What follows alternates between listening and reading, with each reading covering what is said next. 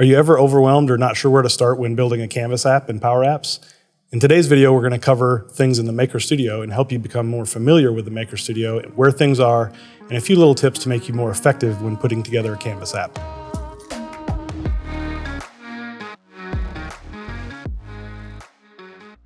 Hi, my name's Mike, and in today's video, we're going to be doing a walkthrough of the Maker Studio in Power Apps to help you become more familiar with that tool and starting to put together your first Canvas app.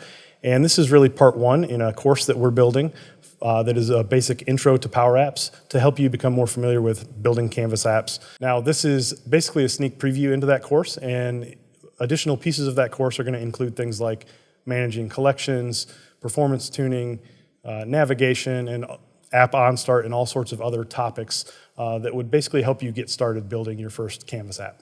If you're interested in more content like this, be sure to like or subscribe below. And we're going to go ahead and get started with the left side of the Maker Studio right now. And on the left-hand side, we have basically a panel that you'll usually start with. It's called the tree view. And that's basically the first thing that you start with. I'll also note here that there's another panel to the left of that that you can expand that gives you access to navigate to a variety of things on that left-hand side. But we'll go ahead and just kind of walk through the tree view to start. And what you'll see in the tree view is a section for screens and a section for components. I'll note that the reason this is called the tree view is because it's hierarchical in nature. So as you dive into these things, we'll take a look at, for example, our components. You'll see there's a bit of a hierarchy to them. So when you have screens or components, you'll also have controls on those screens or components, and they'll show up in a hierarchical way. In the screen section, you'll see a couple different types of things here. Number one, you'll have the app object.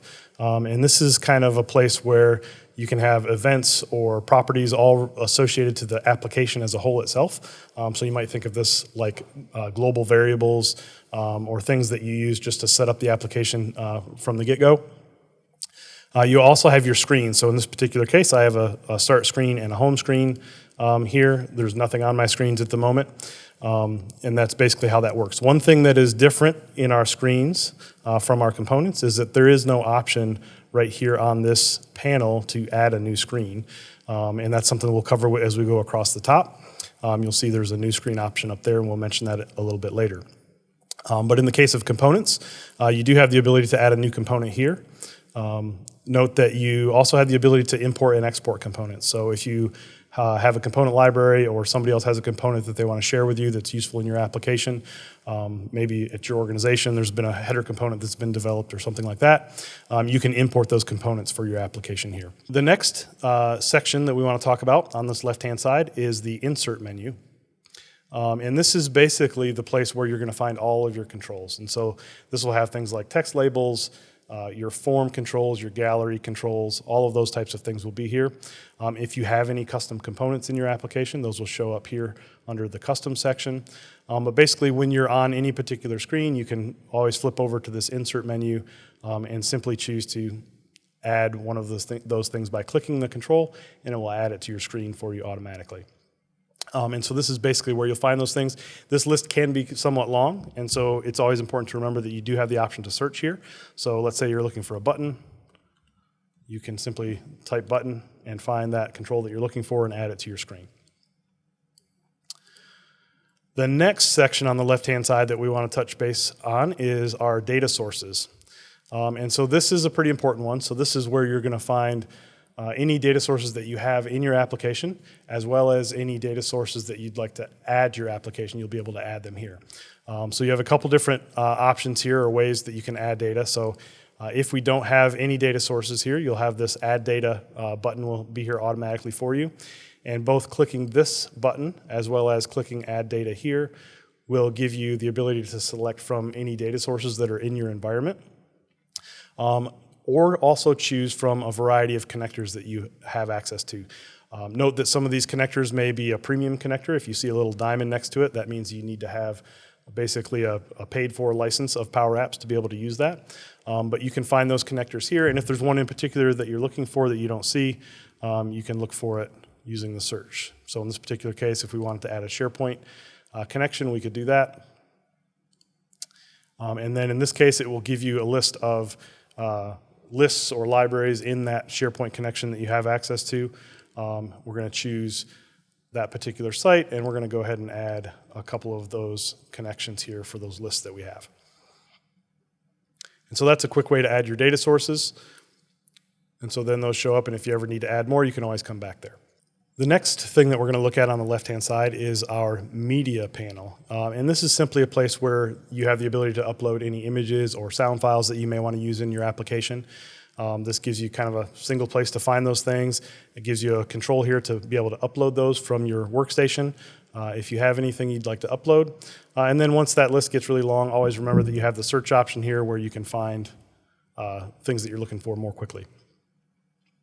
And then finally, on the left-hand side, we have an advanced tools panel. And this is pretty interesting because you have some options here for both monitoring and testing your application.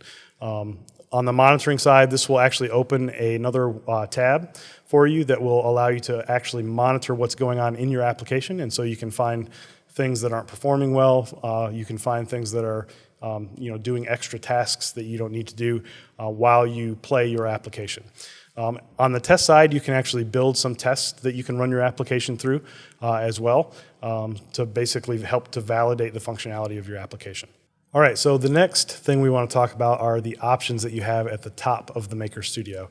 And this is where it might get a little bit confusing or overwhelming because you'll notice in Maker Studio that often there are 2 or 3 different ways to get to a particular thing. And so the initial reaction for me, for example, when I see something like that is I look at that and I go, oh, there's so much here. I wonder what else I'm missing. And that's part of the reason that we're putting this video together is so that we can kind of help you to understand what's there and methodically go through those options. So let's go to the top menu and we'll take a look first at the File menu. And if we look at that, the things that we want to note here are that we have options, number 1, to save our application if we need to, but we also have options here for settings, which this is basic application settings, and we're going to dive into this a little bit deeper later in the video. From that File menu, we also have options to view any collections that we might have, and so you can think of a collection as a in-memory data table, if you will, and so if we have any in our application, they would show up here, and this kind of gives you a quick view into the data that your application may be using. Here we once again have an option to go to our media panel, and so that basically takes us right to the media panel. So again, another way to get there, important to note. And then the other thing that I want to note here in the File menu is our option to see variables.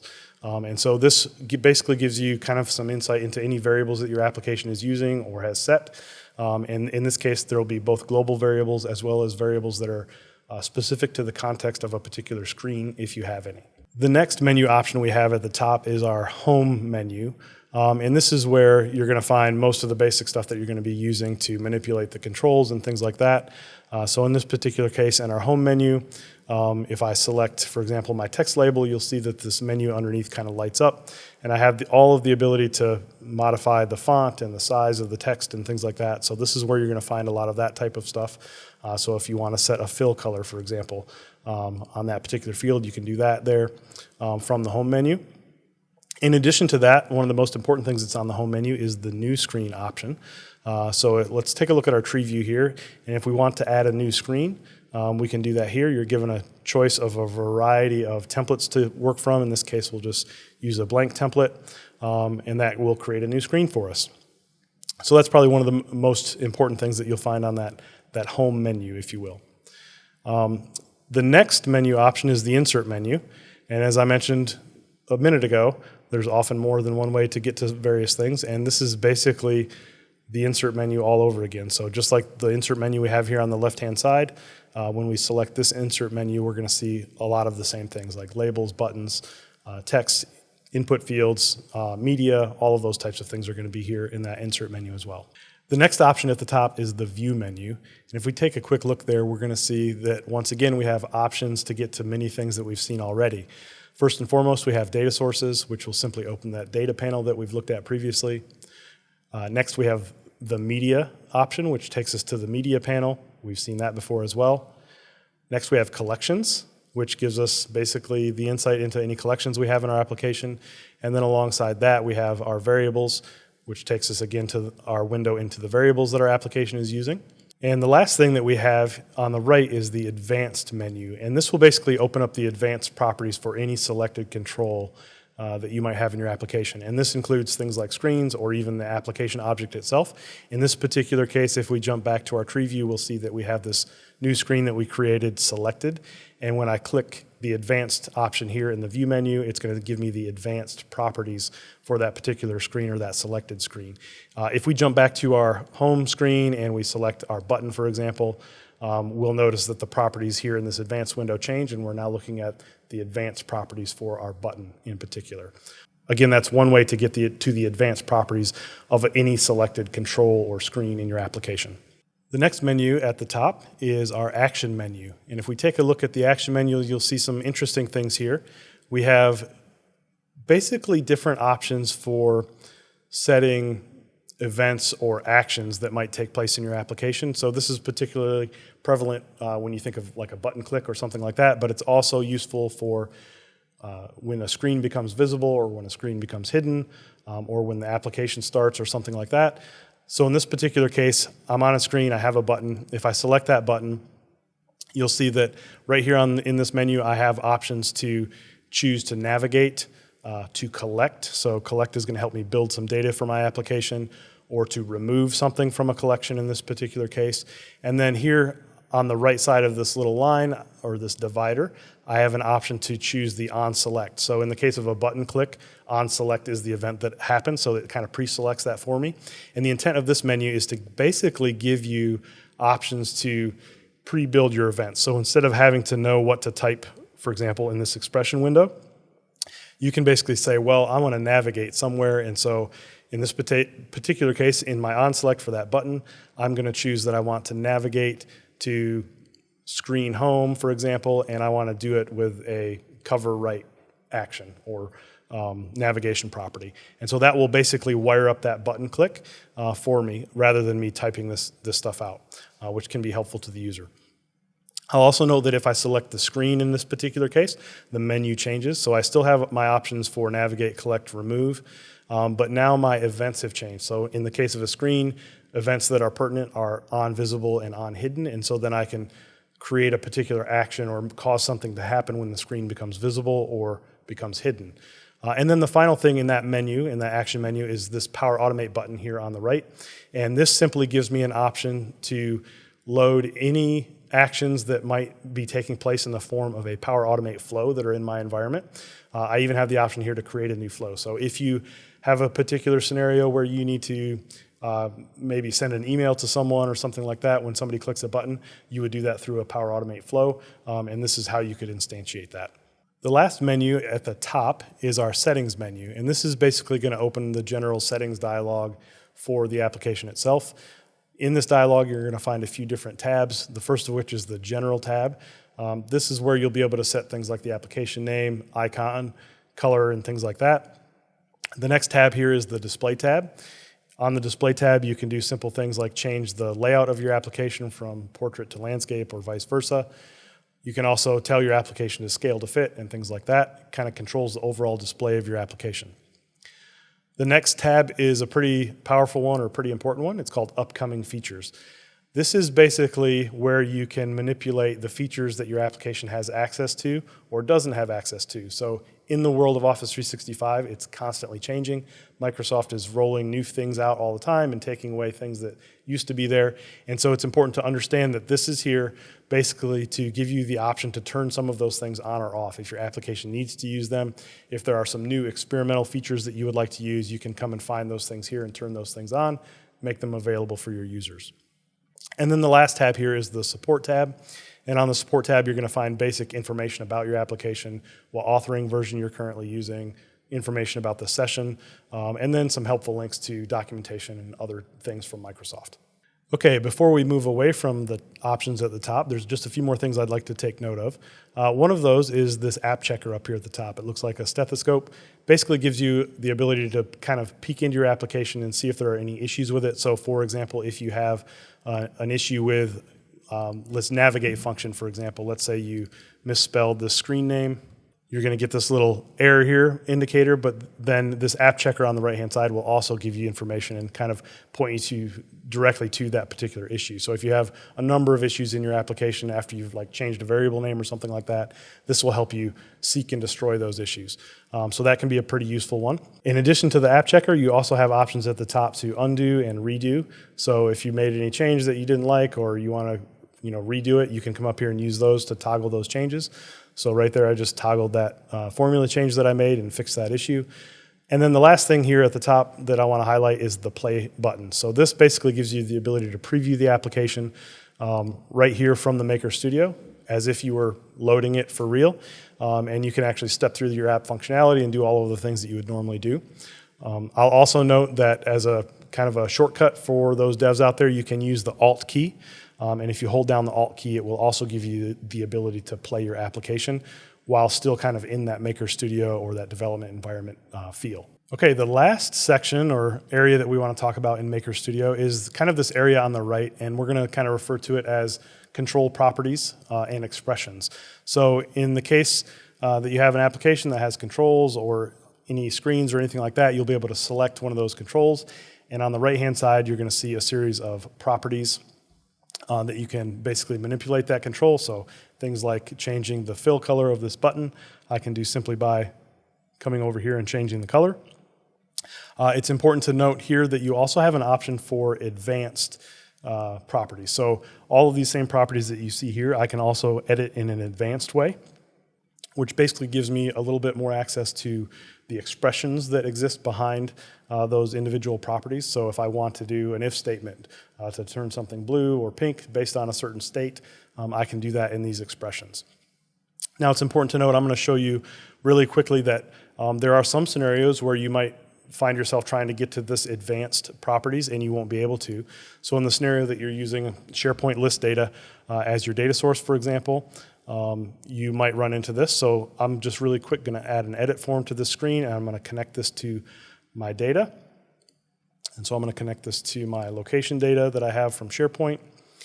And this is going to basically load up a form that points to that data initially. And if you select any one of the controls on this form, so I've selected the title control in this case, I have the properties on the right-hand side. If I go to the advanced tab, you'll notice that I can't change many of these things. They're all grayed out. The important thing here to note is that you have an option to unlock this, in which case you can then go change those things. So that's a pretty useful tool. The other thing that I want to point out here is that every one of these expressions you can edit within each one of these little property windows or property fields. But it's also important to note that if you click on the property name itself, so this max length property, it will actually load that up in this expression editor in the top part of the Maker Studio. Also note that it changes the property that's selected here on the left-hand side. So once again, we have a few different ways to get to these advanced properties and actually manipulate them. So if I go back to my other screen where I have my button, for example, note that I can choose my onSelect property here to make the change that I want to. So if I want to navigate, let's say, to a different screen, I can make that change here. We'll navigate to screen 1 this time. But then while I still have that selected, if I take a look over here on the right-hand side in my advanced properties, note that you can search for it as well. So if there's something you're looking for in particular, there I can edit that same property on the right-hand side. So once again, there's multiple ways to skin the cat, so to speak. And that's one of the things that can be a bit confusing, but just know that it's all there and intended to make it easy for you to find those things and be productive in this environment. Oh, and one more thing I want to note is that in the case that you have an overly complex scenario where you've got more than just a navigate, for example, you should know that you can actually expand this expression editor. And so you can actually come in here and add more lines of code if you need to. So if I wanted to create a collection of data, I could do that here as well. And this gives you kind of a better window so that you can actually see what you're actually doing as opposed to just typing in a tiny little text window. Thanks for joining us on our tour of Maker Studio today. There's obviously a lot more to building Power Apps. And so on the screen, you're going to see some titles to some lessons that we're going to be providing as part of our Intro to Power Apps course. We hope you found this valuable today. And if you're looking to upskill yourself in Power Apps or anybody you know is looking to upskill, feel free to point them at this Intro to Power Apps course. We're going to leave a link in the description below. If you have any questions related to this video, feel free to leave a comment below. If you enjoyed this content, be sure to like or subscribe, and then check out some of our additional content that we have in our Learning Center. If you feel like you need more hands-on help with a particular topic, we do a monthly office hours that you're welcome to join. There will be a link to that in the description below.